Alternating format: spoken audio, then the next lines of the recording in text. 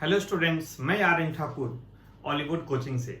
Students, आप लोगों का आज के सेशन में स्वागत है। स्टूडेंट्स, आज हम रीजनिंग की बारे में आपको बताने वाला हूं। जो पटवार का वैकेंसी आया है राजस्थान से, जो पटवारी का वैकेंसी है राजस्थान से, उसके बारे में हम आपसे शेयर करेंगे।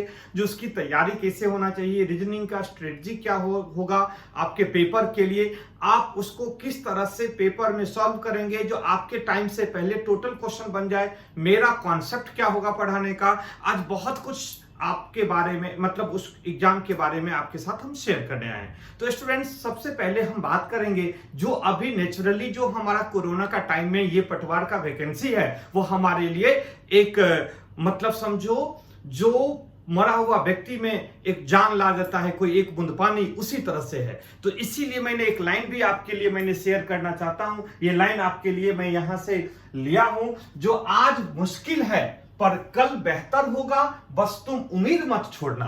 देखो इस लाइन को, देखो बिल्कुल स्टूडेंट्स, इस लाइन को देखो, जो आज मुश्किल है पर कल बेहतर होगा, बस तुम इस उम्मीद को मत छोड़ना, अच्छा ही होगा। तो स्टूडेंट्स, इस लाइन के साथ हम चलेंगे अपने आगे की ओर। जो अब मैं ये लेना चाहता हूं स्टूडेंट्स, जो आप लोगों के लिए जो पटवार का वैकेंसी है उसमें आपका सिलेबस में हम कोशिश करेंगे, जो आपका सिलेबस देखोगे, जो जिसमें जीके पढ़ना है, मैथ एंड रीजनिंग पढ़ना है, यहाँ पे इंडियन जो करंट अफेयर्स है उसको पढ़ना है, कंप्यूटर पढ़ना है, इंग्लिश एंड हिंदी पढ़ना है। स्टूडेंट टोटल जो है वो 150 मार्क्स आपको यहाँ पे लाना है। स्टूडेंट्स, इस बात को हम बिल्कुल ध्यान रखेंगे।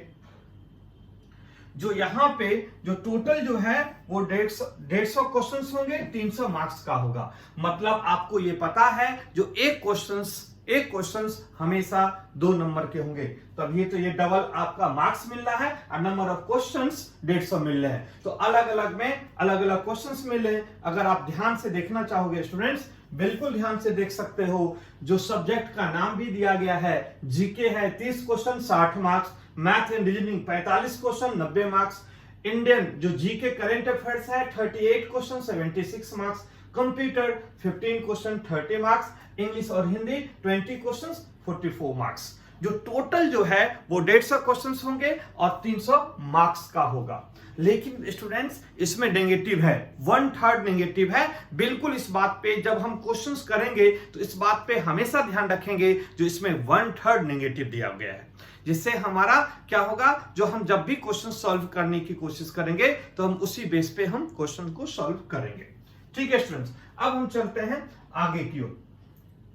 अगर आप देखोगे जो आगे में आपको क्या क्या पढ़ना है, अगर आप ध्यान से देखें स्टूडेंट्स, तो देखो अगर हम रीजनिंग की बात करते हैं तो यहाँ पे स्टूडेंट्स एनालॉजी की क्वेश्चंस है और मेकिंग सीरीज टाइप की जो क्वेश्चंस आपके आते हैं, वो सीरीज टाइप की क्वेश्चंस भी पढ़ना है और एनालॉजी का भी क्वेश्चंस पढ़ना है। फिगर मैट्रिक्स, फिगर से रिलेटेड जितना भी क्वेश्चंस है उससे रिलेटेड आपका क्वेश्चंस होगा। उसके साथ साथ क्लासिफिकेशन का भी क्वेश्चन होगा, जिसको हम वर्गीकरण कहते हैं। इसके बाद आप देखोगे अल्फाबेट टेस्ट, जिसमें हमारा अल्फाबेट का मतलब क्या, जो एबीसीडी होता है स्टूडेंट्स, अल्फाबेट में एबीसीडी है, उसके बेस पर हमारा क्वेश्चन जो बनाया जाता है उस क्वेश्चन को पढ़ना है। पैसेज एंड मतलब यहाँ पे कंक्लूजन, जो कंक्लूजन बेस स्टेटमेंट से कंक्लूजन, पैसे से जो कंक्लूजन बनता है उसके बेस पर हमारा क्वेश्चन आएगा। उसके बाद देखते हैं ब्लड रिलेशन, जो संबंध, जो रक्त संबंध की बात होता है उससे रिलेटेड क्वेश्चंस आएगा। कोडिंग डिकोडिंग से रिलेटेड क्वेश्चंस आएंगे। डायरेक्शन सेंस से क्वेश्चंस आएगा, डायरेक्शन से हमें क्वेश्चंस दिया जाएगा। अगर हम बात करते हैं सिटिंग अरेंजमेंट से क्वेश्चंस होगा और इनपुट आउटपुट के बेस पर क्वेश्चन होगा। जो मशीनी इनपुट आउटपुट है इसके बेस पर भी क्वेश्चंस दिया जाएगा।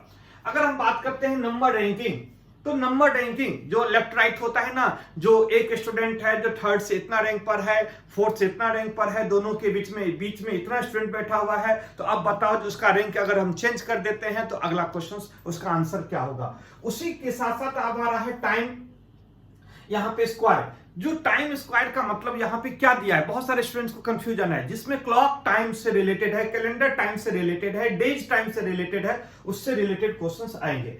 मेकिंग यहाँ पे जजमेंट, जो मेकिंग जजमेंट, देखो मेकिंग डिसीजन नहीं है, मेकिंग जजमेंट है। जजमेंट कब करते हैं? जब हम सिलोगिज्म की क्वेश्चन जब हम बनाते हैं तो वहां पे हमारा मेकिंग जजमेंट होता है। एक स्टेटमेंट देता है, उसका जजमेंट करना है, उसका न्याय करना है बेटा, जो किस टाइप का हमारा जजमेंट होगा। फिर लॉजिकल अरेंजमेंट, लॉजिकल सीक्वेंस होता है ना, 3-4 दे देता है। अब वर्ड दे दिया, जैसे कि आपको पूछा जाएगा जो पहले क्या होगा, पहले खाना है, खाना के बाद आपको क्या करना है, पढ़ाई करना है। इसके बाद जैसे कि मॉर्निंग में उठना है तो उठना दे दिया, इसके बाद सबसे पहले उठना दे दिया, फिर खाना है, फिर पढ़ाई करना है, तो 3-4 वर्ड दे देगा और उसको अरेंज करना है। आप क्या करते हैं, सबसे पहले उठेंगे, फ्रेश होंगे, खाना खाएंगे, फिर पढ़ाई करेंगे, मतलब इस तरह से 3-4 वर्ड दे देगा आपको। एक लॉजिकल आपको लगाना है, एक वर्ड सीक्वेंस में लगाना है।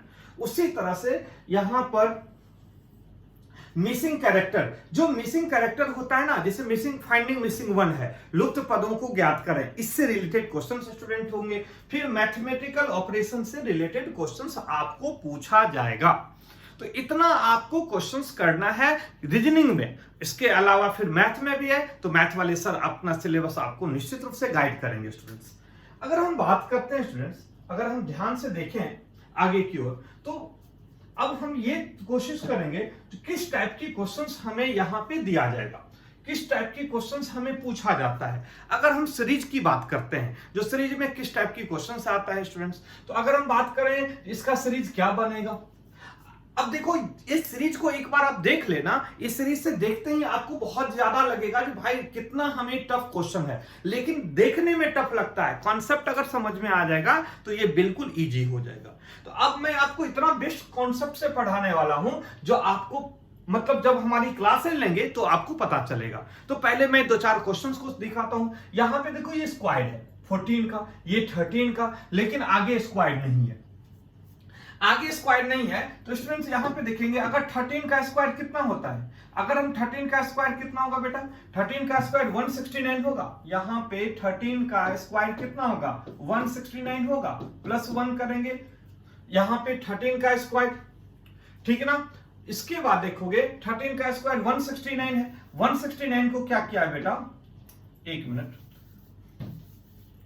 13 का स्क्वायर यहां पे 169 है और 169 को यहां पे अपोजिट कर दिया है, इस दोनों लेटर को अपोजिट कर दिया है, मतलब इन दोनों लेटर का अपोजिट किया है, तो कितना हो जाएगा बेटा 196। यहां पे बेटा 14 का स्क्वायर कितना होगा 196, इस दोनों लेटर को अपोजिट किया है, तो कितना हो जाएगा 169। तो 13 का स्क्वायर 14 का स्क्वायर, तो देन होगा बेटा 15 का स्क्वायर, कितना होगा 225।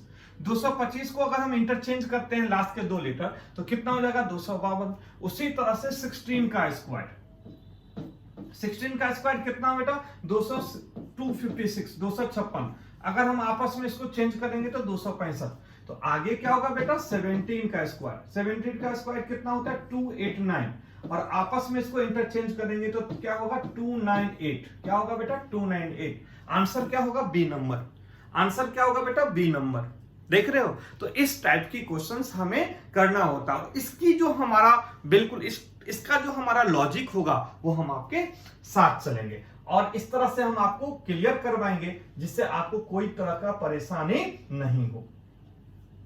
अब आप देखोगे यहां पे क्या कहता है, देखो एक स्टेटमेंट है, क्या लिखा है, ये जो देखते हैं वो डिसीजन, जो आपका स्टेटमेंट मेकिंग से क्वेश्चन था, जो जजमेंट से था, जो स्टेटमेंट जजमेंट से क्वेश्चन था उससे रिलेटेड हमारा, या मेकिंग जजमेंट से क्वेश्चन था उससे रिलेटेड ये हमारा क्वेश्चन है।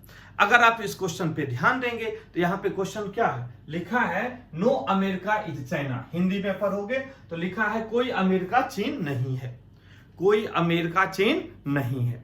इस टाइप की क्वेश्चंस आपको दिया गया है। तो अगर आप देखोगे यहां पे तो नो अमेरिका इज चाइना। अब अमेरिका और चाइना के बीच में बेटा क्या है, नो का रिलेशन, हम क्या लगाएंगे यहाँ पे, अमेरिका और चाइना के बीच में नो का रिलेशन। तो जहां पे नो वर्ड आ जाएगा बेटा वहां पे हम लगा देंगे एरो, जहां पे नो वर्ड आ जाएगा हम लगा देंगे एरो।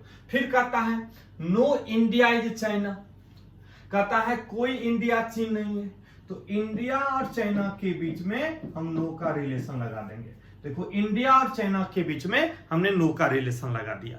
तो नो का रिलेशन का मतलब एरो, तुम अपने घर जाओ, तुम अपने घर जाओ, इसका मतलब इसके बीच में ब्रेकअप है, झगड़ा है, और यहां भी इनके बीच में ब्रेकअप है, झगड़ा है। तो इस टाइप के हम क्वेश्चंस हमें दिया जाता है। अब इसका निष्कर्ष पूछा है, कंक्लूजन पूछा है। अब इसका निष्कर्ष कौन सा सही है? जो निष्कर्ष फॉलो करे वो सही होगा, जो निष्कर्ष फॉलो नहीं करे वो गलत होगा। तो एक बार चेक कर लेते हैं जो क्या है। अगर देखो बेटा, इसमें दिया है सम अमेरिका इज इंडिया, कहता है कुछ अमेरिका इंडिया है। तो देखो अमेरिका और इंडिया के बीच में कुछ का रिलेशन है? नहीं बेटा, अमेरिका अलग है और इंडिया अलग है। अमेरिका अलग है और इंडिया अलग है, दोनों के बीच में सम का रिलेशन नहीं है, सम का रिलेशन नहीं है। तो पहला क्या हो गया बेटा? गलत हो गया। पहला क्या हो गया? गलत हो गया। फिर दूसरा कहता है नो चाइना इज इंडिया, कोई चीन इंडिया नहीं है। इंडिया और चीन के बीच में नो का रिलेशन है, इंडिया और चाइना के बीच में नो का रिलेशन है। तो इंडिया और चाइना के बीच में नो का रिलेशन है। हाँ बेटा, नो का रिलेशन है तब ये तो एरो है। तो क्या हो गया बेटा? दूसरा सही हो गया। तो क्या हो गया यहाँ पे? दूसरा सही है। तो पहला गलत है और दूसरा सही है। अगर मैं ऑप्शन की बात करूंगा तो यहाँ पे क्या होगा? कंक्लूजन 2, मतलब दूसरा नंबर कंक्लूजन बिल्कुल सही जा रहा है। ठीक है बेटा, कोई परेशानी नहीं। तो इस टाइप की क्वेश्चंस आपके पटवार में दिए जाएंगे और आप आराम से क्वेश्चंस को सॉल्व कर सकते हो। ठीक है, अब यहां पे एक क्वेश्चन देखिए। अब क्वेश्चंस में क्या दिया गया बेटा? अगर हम बात करेंगे, क्वेश्चंस की बात करेंगे, तो क्वेश्चंस में क्या दिया गया है? अगर हम बात करें जो क्या टाइप की क्वेश्चंस आएंगे, ठीक है, तो अगर आप ध्यान से देखो यहां पे बेटा, जो किस टाइप की क्वेश्चंस होंगे, तो देखो यहां पे कहता है इफ द कोड, कहता है कोड क्या है बेटा? यहां पर XICC है, तो GHRP का कोड क्या होगा? तो कहता है यहां पे जो बनाया गया है XRIL से बनाया है XICC। क्या बनाया बेटा? XICC से बनाया गया है, XRIL से बनाया गया है XICC। तो GHRP का कोड क्या होगा? कोडिंग डिकोडिंग का क्वेश्चंस, कोडिंग डिकोडिंग का क्वेश्चंस हमें इस टाइप में दिया गया बेटा। तो हम क्या करेंगे? कोडिंग डिकोडिंग एक अल्फाबेट का ही तो लाइफ है, अल्फाबेट का ही तो पार्ट है। तो यहां पे देखें बेटा क्या हो सकता है, इसका आंसर क्या हो सकता है? तो यहां पे देखोगे XRIL, इससे बना है XICC। इसकी वैल्यू कितना होता है? 24। इसका वैल्यू कितना होता है बेटा? 18। इसका वैल्यू है 9, इसका वैल्यू 12, इसका वैल्यू 24, इसका वैल्यू 9, इसका वैल्यू 3, इसका वैल्यू 3।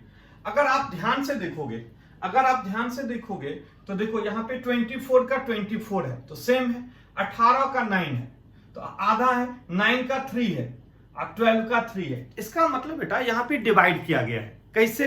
तो देखो डिवाइडेड 1, डिवाइडेड 2, डिवाइडेड 3, डिवाइडेड 4।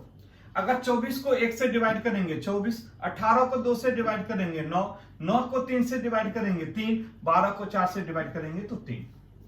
ठीक है ना? तो सेम यहां पे भी अगला क्वेश्चन हम उसी बेस पर भी बनाएंगे। अगला क्वेश्चन आपसे क्या पूछा है? GHRP। क्या पूछा है बेटा? GHRP। अब G का वैल्यू 7, 8, 18 और 16। तो डिवाइडेड 1, डिवाइडेड 2, डिवाइडेड 3 और डिवाइडेड 4। क्या होगा? 7 को 1 से डिवाइड करेंगे तो 7 होगा, 8 को 2 से डिवाइड करेंगे तो 4 होगा, 18 को 3 से डिवाइड करेंगे तो 6 होगा, 16 को 4 से डिवाइड करेंगे तो 4 होगा। तो आंसर क्या होगा बेटा? G होगा, D होगा, F होगा और D होगा। आंसर क्या होगा? GDFD, GDFD, GDFD, option number C। अब आपको क्या चाहिए? अब आप क्या चाहते हो? मतलब इतना टफ क्वेश्चंस को भी यूं ही बना के आओगे पटवार वाले क्वेश्चंस में, ठीक है ना?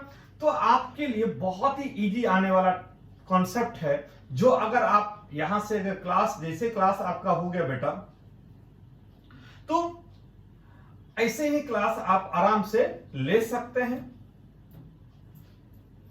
ठीक है बेटा?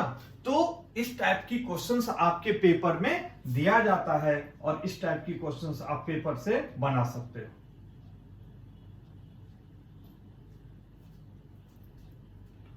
चलिए, तो मैं चाहता हूं स्टूडेंट्स आप लोग इसी बीच इसी टाइप की क्वेश्चंस आप करें, और हम लोग चाहेंगे जो आप निश्चित रूप से हमारे जो कॉन्सेप्ट है उस कॉन्सेप्ट के बेस पर आप सारे क्वेश्चंस को करें। तो ऑल द बेस्ट स्टूडेंट्स, फिर मिलते हैं अपनी रियल क्लासेज में जहां पे आपकी बैच स्टार्ट हो रहा है और हम चाहते हैं उस बैच में आप ज्वाइन करें। All the best students.